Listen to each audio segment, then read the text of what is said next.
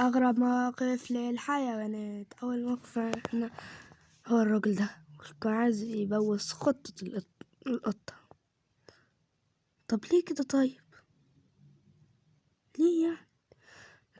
متشكرين شكرا.